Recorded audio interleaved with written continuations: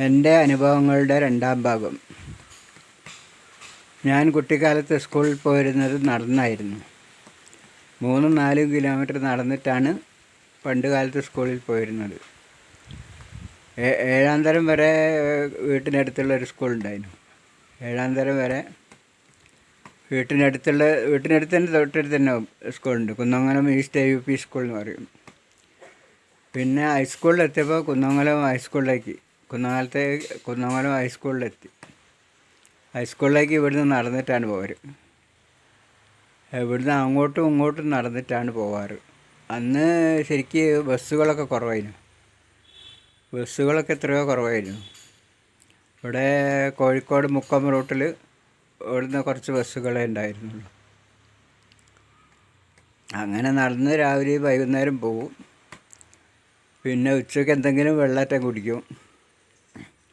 പൈസ ഉണ്ടെങ്കിൽ എന്തെങ്കിലും കായപ്പോ അങ്ങനെ എന്തെങ്കിലും വാങ്ങും. 10 മണിക്കുള്ള ചായ ഒന്നുമില്ല അന്ന്. പണ്ട് കാലത്ത് ഉച്ചയ്ക്ക് മാത്രം ഒരു ഭക്ഷണം കഴിക്കും. ഉച്ചയ്ക്ക് മാത്രം എന്തെങ്കിലും പൈസ ഉണ്ടെങ്കിൽ. ഇല്ലെങ്കിൽ അന്ന് സ്കൂളുകളിലൊന്നും ഉച്ചഭക്ഷണ പദ്ധതിയൊന്നുമില്ല. അന്ന് സ്കൂളുകളിലൊന്നും ഉച്ചഭക്ഷണ പദ്ധതി ഇല്ല.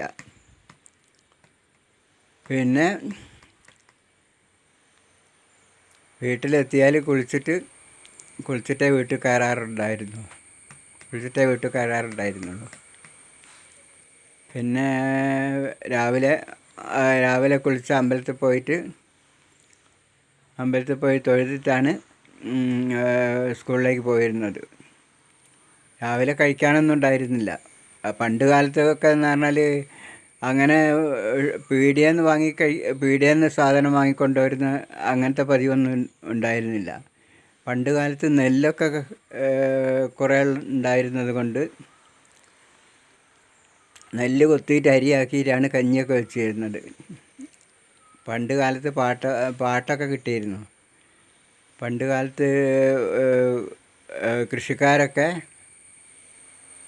കൃഷിക്കാരൊക്കെ പറമ്പിൽ കൃഷി ചെയ്ത് കൊണ്ടുവരുന്ന വിളകളാണ് ഉണ്ടായിരുന്നത്. ഞങ്ങൾക്ക് കുറേ പറമ്പുകൾ ഉണ്ടായതിനെ കൊണ്ട് ഓരോരുത്തർ കൃഷി ചെയ്തിട്ട് ഓരോരോ കൃഷിക്കാർ ഞങ്ങളെ പറമ്പുകളിൽ കൃഷി ചെയ്തിട്ട് വാഴയും ചേനയും പൂളയൊക്കെ നട്ടിട്ട് അതിന് അവിടെ നിന്നാണ് ഞങ്ങൾക്ക് ഇതൊക്കെ പൂളയും ചേനയും ചേമ്പൊക്കെ കൊണ്ടുവരേണ്ടത്. പിന്നെ ഞങ്ങൾ കൃഷി ചെയ്യുന്ന സമ്പ്രദായം ഇല്ലേനു. ഞങ്ങൾ കുറേ ഭൂസ്വത്തൊക്കെ ഉള്ള കൂട്ടത്തിലേനു. പിന്നെ അതൊക്കെ EMS വന്നതിനോട് കൂടിയിട്ട് അങ്ങനെ ഭൂസ്വത്തൊക്കെ കണ്ടുകെട്ടി നമ്പൂതിരിമാരൊക്കെ അങ്ങനെ പാപ്പരായി. ഭൂസ്വത്തുള്ളവരൊക്കെ പാപ്പരായി. നമ്പൂതിരിമാർ മാത്രമല്ല, നായന്മാരൊക്കെ ഭൂസ്വത്തൊക്കെ ഗവൺമെൻറ് കണ്ടുകെട്ടി. പിന്നെ വല്ലാതെ കഷ്ടപ്പാടായിരുന്നു. പണ്ട് കാലത്ത് ഗവൺമെൻറ് ജോലി കിട്ടുക എന്ന് പറഞ്ഞാൽ ഭയങ്കര ബുദ്ധിമുട്ടാണ്. ഗവൺമെൻറ് ജോലി എന്ന് പറഞ്ഞാൽ കുറഞ്ഞ ജോലികളേ ഉണ്ടാവുള്ളൂ. സ്കൂളാണ് കാര്യമായിട്ടുള്ള ജോലി. സ്കൂൾ മാഷന്മാർക്കാണ് കാര്യമായിട്ട് ഉണ്ടായിരുന്നത്. അന്ന് ടെലഫോണൊന്നുമില്ല. പണ്ട് കാലത്ത് ടെലഫോണൊന്നുമില്ല. ടെലഫോണൊക്കെ ട്രങ്ക് കോളൊക്കെ ആയിരുന്നു പണ്ട് കാലത്ത്. ട്രങ്ക് കോൾ വിളിച്ചിട്ട് എത്രയോ നേരം കാത്തിരിക്കണം. രാവിലെ വിളിച്ചാൽ ചിലപ്പോൾ വൈകുന്നേരമൊക്കെയാണ് കിട്ടുക. രാവിലെ ട്രങ്ക് കോൾ ബുക്ക് ചെയ്താൽ അങ്ങനത്തെ ഒരവസ്ഥയായിരുന്നു. ഫോണ് വന്ന കാലത്ത് അതിൻ്റെ മുന്നേ ഫോണും ഇല്ല. അതിൻ്റെ മുന്നേ ഇലക്ട്രിസിറ്റി മാത്രമേ ഉള്ളൂ, ഫോണും ഇല്ല. ഇലക്ട്രിസിറ്റി തന്നെ എല്ലാ വീട്ടിലൊന്നുമില്ല, ചില വീടുകളിലൊക്കെ ഉള്ളൂ.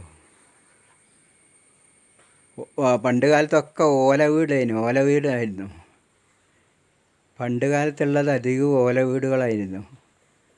ആ ഓല മടയാൻ തന്നെ ഒരു വർഷത്തിലൊരിക്കലും എല്ലാ വീട്ടിലും ഓല മടഞ്ഞ്